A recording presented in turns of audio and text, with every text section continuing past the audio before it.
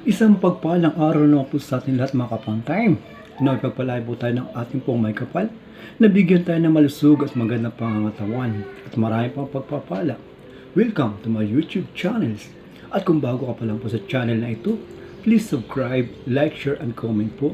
And don't forget po na pakipindot na rin po ng notification bell para po lagi kayong updated sa mga bagong videos na i-upload ko.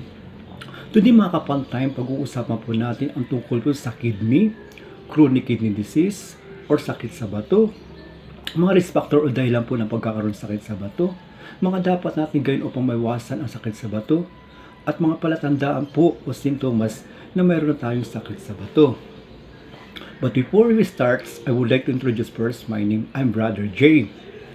Alam niyo ba mga kapantime na ang kidney ay napakalaga po ang tungkulin sa ating katawan kasi ito po yung naglilinis ng ating dugo or nagsasala po ng mga dumi na ating kinakain na siya rin po ay naglabas dahil siya po yung pinaka-filter natin. At the same time, siya rin po nagbabalanse ng ating tubig sa katawan at mga minerals at nakakatulong din po para mapaayos po ang ating red blood cell.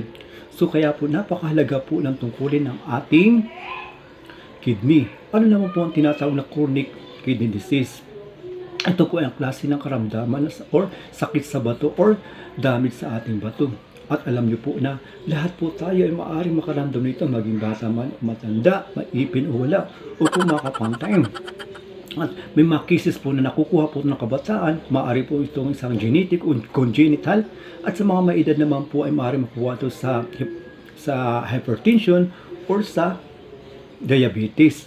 Kaya po yung mga kadalasan nagiging dahilan ng pagkakaroon ng sakit sa bato. So ang sakit sa bato mga kapantay ay hindi po natin basta-basta nalalaman hanggat ito ay hindi dumating sa isang acute or critical condition. Kasi po pag ito po ay nasa mga early stages, hindi po natin makikita yung mga sintomas nito. Subalit, pag ito ay dumating na po mga kapantay sa isang malubhang karamdaman, doon na po lalabas ang ating mga palatandaan, kagaya po ng pagkakaroon ng pagbabago ng ating pag-ihi. Ano po mga kapantay, ang normal lang po na pag-ihi ng tao ay 1 hanggang 2 lang po, lalo na po sa gabi o sa oras na tayo ay natutulog. Pero mga kapantay, pag umabot po tayo ng 4, 5 o higit pa, ibig sabihin po may problema na po ang ating mga kidney. Maaaring may namumula po na diabetes o kaya naman mayroon na tayong prostate infection para sa ating mga lalaki na nagiging sanhi po na pagkakaroon ng abnormality sa ating pag-ihi. Pangalawa, pagkakaroon ng kulay pink sa ating ihi. Opo mga kapantay, pag naging kulay pink na po ang ating ihi is ibig sabihin mayroon na pong problem sa ating kidney. Pagkakaroon ng dugo sa ihi. Alam niyo mga kapantay, pag nangyari po yan, nagkaroon ng dugo sa ating pag-ihi, is napakahalaga po na magpakonsulta na po tayo. Alam niyo kung bakit? Nasa hindi na maganda ang sitwasyon or kalagayan ng ating kidney. Maaaring may bato to, o bara o kaya naman bukol na nagiging sanhi na pagkakaroon ng bleeding sa ating pag-ihi o kasama sa ating pag-ihi. Kaya much better po na magpakonsulta na po tayo. Pagkakaroon din po ng bula sa ating ihi. Karamihan po na nagiging sanipot is mga protein po or mga waste product po o yung mga toxic po sa ating katawan ay sumasama po, lumalabas na po lahat. Kaya hindi na po natin makontrol na po ng ating kidney. Kaya po yun ay nagkakaroon na po ng bula sa ating pag-ihi. At pag napansin na po natin yan na mayroon ng bula sa ating pag-ihi, much better na po na magkonsulta na po tayo dahil mayroon na rin pong problem ang ating kidney. Ano pa po? Pagsusuka at pagduduwal. O kung mga kapantay, minsan nakakaranas tayo ng pagsusuka at pagduduwal dahil hindi po tinatanggap ng ating kidney yung ating mga kinakain. Lalo na po pag mataas ng ating creatinine. Ano po yung creatinine? Ito po yung mga toxic o waste product po na pinoproduce po ng ating kidney. Once po na hindi mailabas to ng ating kidney, nakakaramdam na tayo ng pangangasim, pagduduwal at pagsusuka.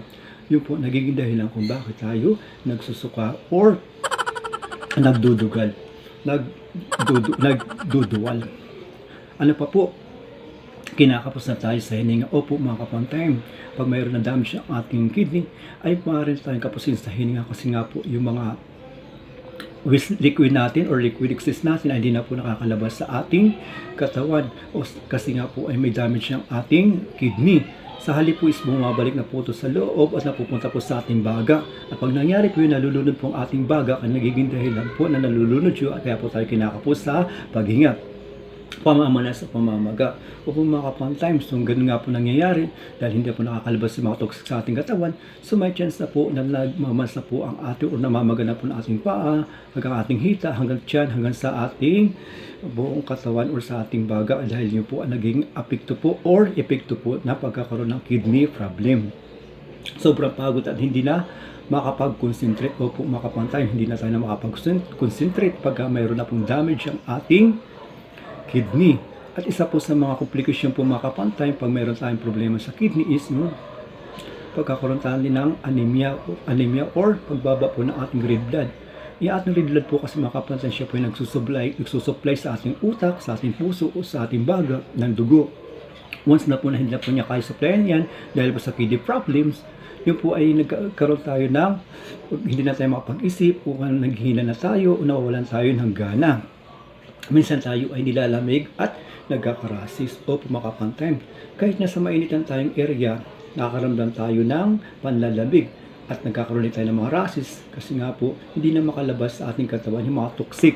So sa halip po is lumalabas na to sa ating mga balat, pananakit ng pantog, likod at tagiliran. Opo, isa rin po yan sa mga simptomas na mayroon na tayong problema sa ating kidney pag nakakaramdam na tayo ng pananakit ng ating pantog, likod at balikat. Pagkakaroon ng UTI o urinary tract infection o po mga kapantay, pagka nagkaroon na tayo ng UTI, ibig sabihin po may problema sa yung ating kidney. Pagkahilo at paghihina. Opo, kung tayo naghihilot ng hihina, ibig sabihin po yan ay maproblema na po ang ating kidney o kaya pagkakaroon ng bad breath. So, yun po yung mga simptomas or palatandaan po na mayroon ng damage ang ating kidney. So, napakarami po yan. Ano po yan? Pagbabago ng ihi, pagkakaroon ng bula sa ating ihi, pagkakaroon ng dugo sa ating ihi, pagkakaroon ng kulay pink sa ating ihi, kinakapos tayo ng hininga, sobrang pagod at hindi na tayo makapag-concentrate, pananakit ng ating likod, tagiliran at ng pantog, pagkakaroon ng UTI, pagkahilo at paghihina at pagkakaroon ng bad breath, susuka at pagduduwal at pamamalas at pamamaga. So yun po yung mga nagiging simptomas po o palatandaan na may problema na po ang ating kidney. Ngayon dumako naman po tayo sa mga risk factor o dahilan po na pagkakaroon ng ating kidney. Unang-una po dyan, pagkain natin ng kulang sa calcium. Pangalawa po, paggamit natin ng mga supplement na calcium. Pangatlo po, pagkain natin ng sobra ng mga maaalat na pagkain. Pang-apat, pagkain din natin sa mga matatamis na pagkain. Pang-lima is pagkain natin ng mga sobra sa protein or karni. So yun po yung mga nagiging dahilan o risk factor na pagkakaroon natin ng kidney failure. Ano pa po, paninigarilyo at pag-iinom. Isa rin po yan sa nagiging dahilan ng pagkakaroon ng kidney failure. At kung tayo naman ay mayroon mga komplikasyon kagaya ng diabetes, hypertension, gout. Ang gout din po ay isa rin sa risk factor kasi mataas po yan yung uric acid or pagiging obesity natin. Ano pa po, ito rin po ay namamana sa ating pamilya. So yun po yung mga dahilan o kung bakit tayo nagkakaroon ng kidney failure. At isa rin po dito napakahalaga is kulang tayo sa pag-inom ng tubig. So isa po yan sa malaking faktor po kung bakit tayo nagkakaroon ng kidney failure o damage sa kidney, yung kakulangan ng tubig na ating ininom sa ating katawan. So ano naman po ang mga dapat natin gawin upang maiwasan natin ang kidney failure? Unang-una po, syempre uminom tayo ng maraming tubig para po malinis ang ating kidney at kailangan po ng ating kidney yan. Pakala po, iwasan po natin yung mga kumain lang maalat, matatamis at saka yung mataas sa mga protein, kagaya ng mga karni. Iwasan din natin ang paninigarilyo or pag-iinom. At saka iwasan din natin pagkain ng mga oxalated foods kagaya ng mga okra, sweet potato, spinach at iba pa. At isa pa, kumain din tayo ng mayaman sa calcium o natural calcium. So yun po yung mga dapat natin gawin upang maiwasan po natin yung pagkakaroon ng kidney damage. At alam niyo po ba mga kapantay na napakahalaga po ng ating kidney sa ating katawan. Kasi po ito po ay malaking na itutulong sa ating katawan at alam niyo po pag may nasira po sa ating kidney, maaari po tayong madialysis o napakahirap po madialysis, di ba mga kapantay? At mahirap din po magka-kidney transplant. Bukod na sa mahirap is napaka-gastos po, malaking pera po ang kakailanganin. At the same time is napaka-limited na po ng ating mga kinakain. So na marami na po ang magiging bawal sa ating pagkain. So napakahirap na po. Sa kinakailan din natin mag-exercise para po maging healthy po tayo, para po na mapaayos po laging ating kidney. So hanggang dito na lang po mga kapantay. Naway marami po ulit kayo napulot na aral sa ating naging topic today. Muli po, nagpapasalamat pa ako sa inyong panonood. At sana po mag-subscribe na po kayo at mag-share, comment, and like na rin po kayo.